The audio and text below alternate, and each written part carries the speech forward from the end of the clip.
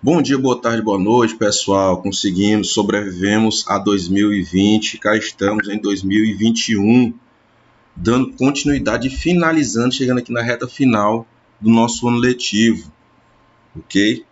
Vamos lá, espero que todos vocês estejam bem, que tenham passado bem as festas de final de ano, Natal e festa de Ano Novo, certo? E vamos lá, seguir a luta, aí que estamos finalizando aí o ano letivo, para termos aí uma merecida folga e voltarmos, se Deus quiser, para as aulas presenciais, o máximo de gente vacinada possível, a gente voltar à normalidade e anular 2020, boa parte dele das nossas mentes. Pessoal, até agora já falamos sobre teoria clássica, científica, burocrática e finalizamos teoria das relações humanas. Inclusive fizemos uma prova, né, sobre isso, e vamos finalizar esse ano letivo falando sobre teoria estruturalista, teoria do sistema contingencial e administração por objetivo. Hoje, particularmente, vamos abordar essa teoria aqui, ó, a estruturalista, certo?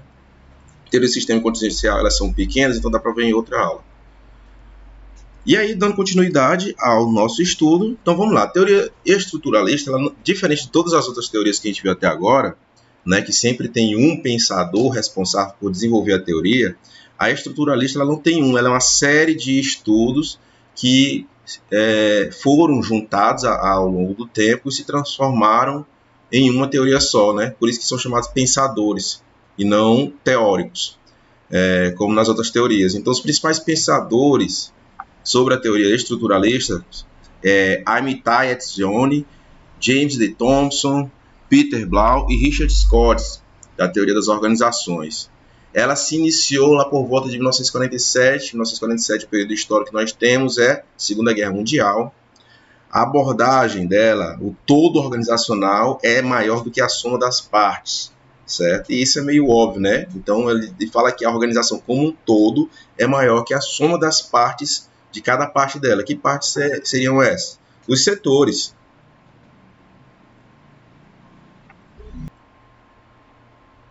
O foco nessa teoria aqui é o foco na estrutura organizacional, né? Tanto no ambiente que essa organização está inserida, como na estrutura em si da organização. E aí o homem aqui já é chamado de homem organizacional. O objetivo é equacionar, ou seja, deixar tudo de maneira igual, né?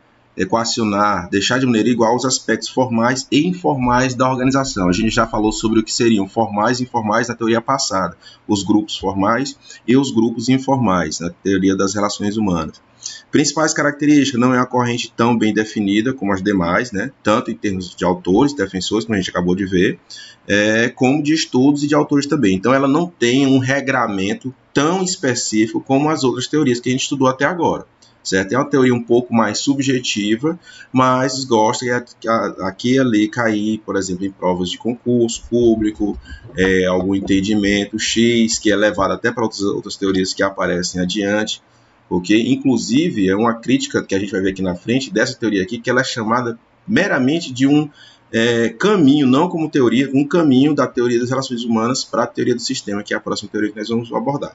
Agora vamos estudar essa teoria de uma maneira mais completa. Certo? Então, a teoria estruturalista, ela surgiu por volta da década de 50, né, mais precisamente em 1947, com um desdobramento, olha só, dos autores voltados para a teoria da burocracia, que foi aquela que a gente estudou, que tentaram conciliar as teses propostas pela teoria clássica e pela teoria das relações humanas. Então, os autores estruturalistas procuram interrelacionar as organizações com o seu ambiente externo. Ou seja, o que é a organização?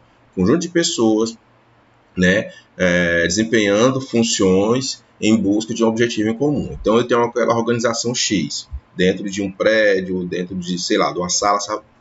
Essa organização ela está inserida no ambiente. Exemplo, a organização Instituto Federal do Piauí está inserida no ambiente da região de Angical. A organização Facebook, por exemplo, está inserida no ambiente, vamos ver aqui, ambiente político. Então, o ambiente político seria os Estados Unidos da América. Mas seria nisso, que já não é uma empresa nacional, né? já é uma multinacional, então seria escala mundial. Mas é para vocês entenderem que a teoria estruturalista ela procura interrelacionar, ou seja, dizer que há relação entre a organização, né, entre a empresa, vamos dizer assim, e o ambiente externo, e o ambiente onde ela está inserida. Ou seja, o ambiente externo vai se relacionar e vice-versa com a organização, que é a sociedade maior, ou seja, a sociedade das organizações, caracterizada pela interdependência entre as organizações. Então a gente já entendeu aqui que a teoria estruturalista ela busca fazer essa relação entre as organizações e o ambiente que ela está inserida, e ela também é o resultado da busca de uma conciliação entre duas teorias, que são a clássica e a teoria das relações humanas, como se fosse uma junção, vamos dizer assim. Certo? As organizações, né, a teoria estruturalista, concentra-se no estudo das organizações, como a gente viu, na sua estrutura interna e na interação com outras organizações. Exemplo, como é que a empresa X se relaciona com seus concorrentes. Pronto, isso aí é a organização interrelacionando, né, interagindo com outras organizações. Como é que a empresa X se relaciona com o governo? Como é que a empresa X se relaciona com o meio social em si? Tudo isso é levado em consideração no estudo das teorias organizacionais.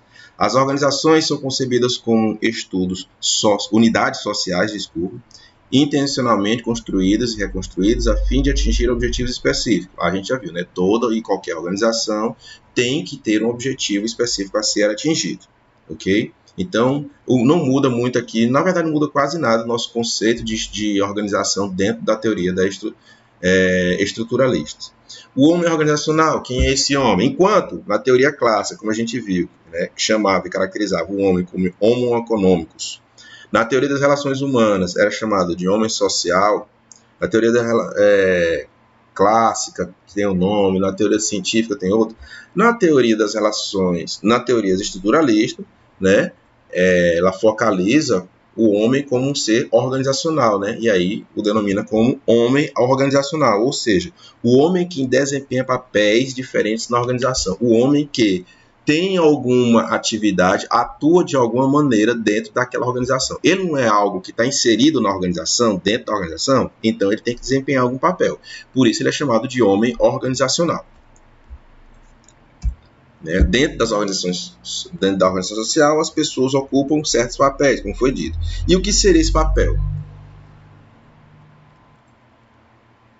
Papel, como se fala de papel, gente, não sendo literalmente, né, a folha de papel, papel aqui ele significa um conjunto de comportamentos solicitado a uma pessoa.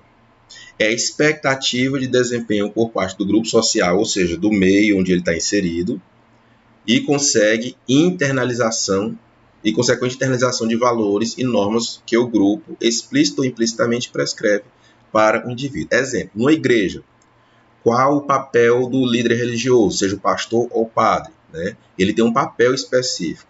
E também as pessoas dessa organização, os fiéis, eles criam expectativa do papel que aquela pessoa vai desempenhar.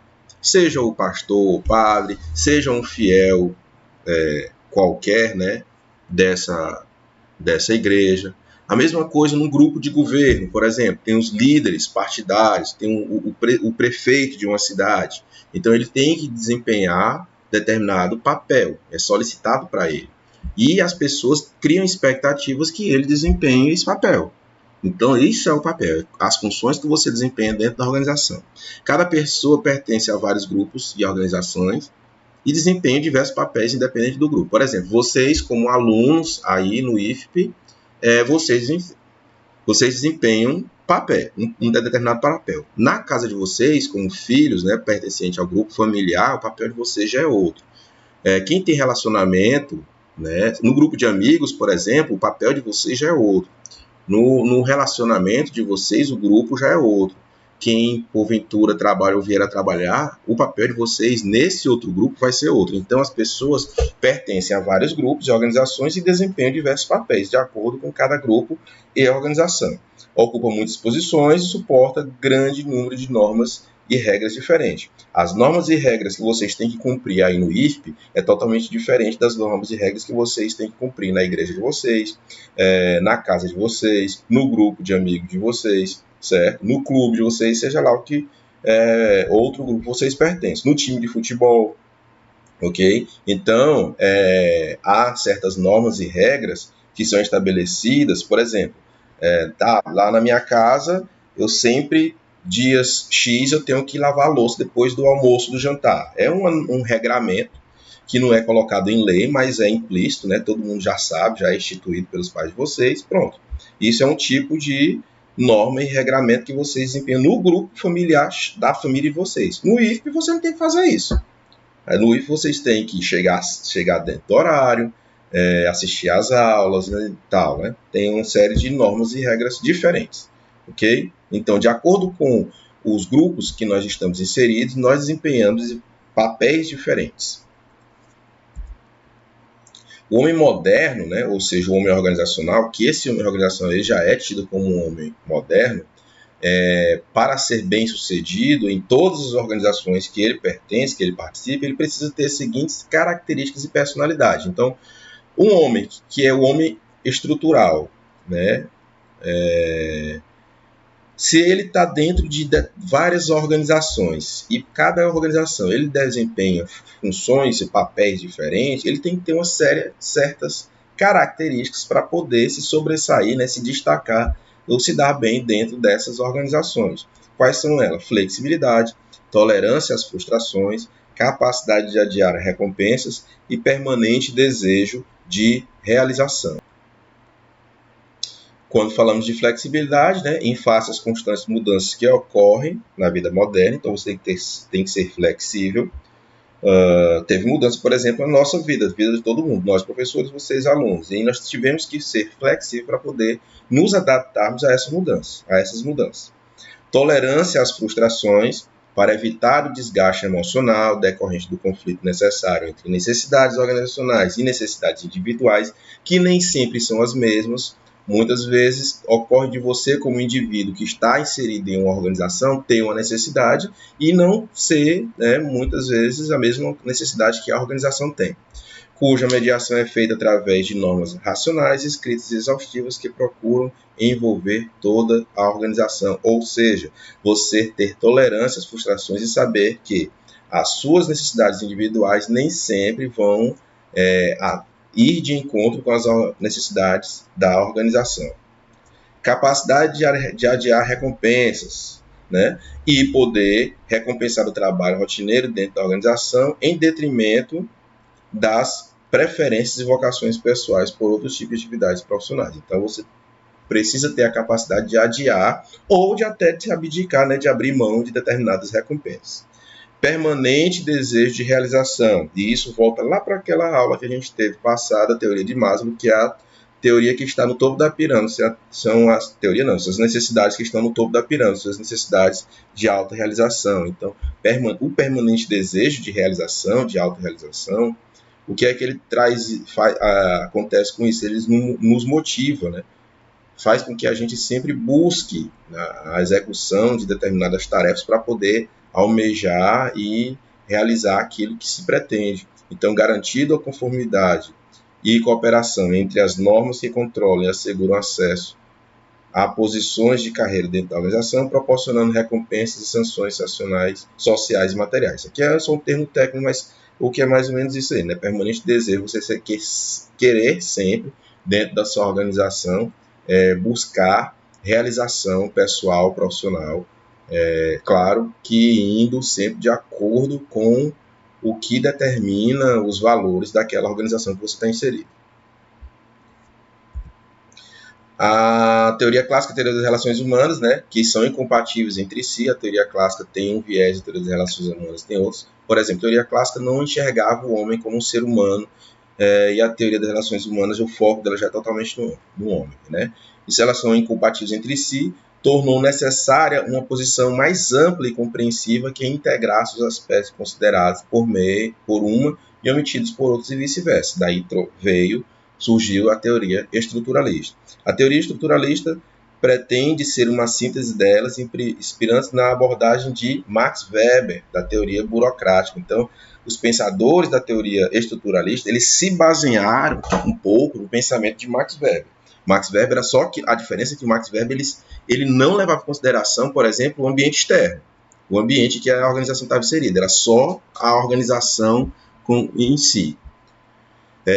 A necessidade de visualizar a organização como uma unidade social complexa na qual interagem grupos sociais que compartilham alguns dos objetivos da organização, como a viabilidade econômica da organização, mas podem se opor a outros, como maneira de distribuir lucros. Então, há essa necessidade de visualizar a organização como uma unidade social complexa. Por quê? Porque ela interage, ela sabe que existem grupos sociais dentro dessa organização e a maneira com que alguns podem ver determinadas situações pode ser ao contrário de outros.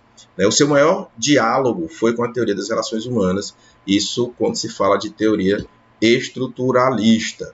Teve o maior diálogo com a teoria das relações humanas. E aí, diante da fragilidade e da insuficiência da teoria clássica e das relações humanas, ou seja, a teoria clássica, para ele, a teoria clássica tinha uma série de pontos interessantes, mas muitas fragilidades, era muito limitada. A teoria das relações humanas também, certo? Estas criando um empecilho com a própria teoria burocrática, que não conseguiu transpor, né? Não conseguiu também sobressair por muito tempo. Os estruturalistas procuram ter em vista a estrutura formal, isso trazendo lá da teoria burocrática, então a estrutura era vista como formal, porém entregando uma abordagem mais humanística. E aí já vai lá pegando aspectos da teoria das relações humanas. Ou seja, gente, a teoria estruturalista ela é uma salada, vamos dizer assim, dessas três teorias. Teoria clássica, teoria das relações humanas e teoria burocrática. Depois a gente vai falar sobre outra teoria que é muito parecida com isso. Vamos lá, continuando. Consideramos, portanto, que ela é uma síntese da teoria clássica formal e da teoria das relações humanas informal, tentando integrar as duas numa perspectiva crítica, ou seja, apontando e desconsiderando os pontos negativos ou o que ela acha negativo de cada teoria. Ou seja, voltando aqui novamente a falar, a teoria estruturalista, ela é, em suma, ou seja, em resumo, a junção da teoria clássica com a teoria das relações humanas.